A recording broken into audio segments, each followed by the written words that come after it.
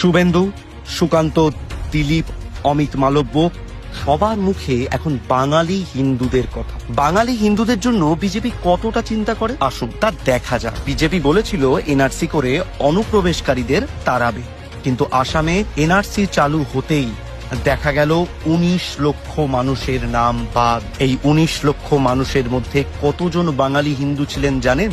এই ১৯ লক্ষের মধ্যে প্রায় ১২ লক্ষ মানুষ ছিলেন বাঙালি হিন্দু, যারা বছরের পর বছর ভারতে বসবাস করেছেন, যাদের পূর্বপুরুষ এই দেশেই জন্মেছেন।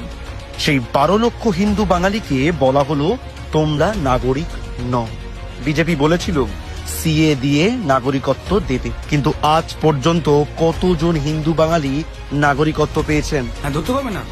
এই বাংলায় বিজেপি ভোট চায় বাঙালির হিন্দুর নামে, কিন্তু যখনই নাগরিকত্বের কথা ওঠে তখনই বাঙালিকে ফেলে দেয় অন্ধকারে। বিজেপির হিন্দুত্ব মানে শুধুই উত্তর ভারতীয় মাছ মাংসহীন রাজনীতি। আমরা বাঙালি হিন্দুরা ওদের কাছে শুধুই ভোট ব্যাংক।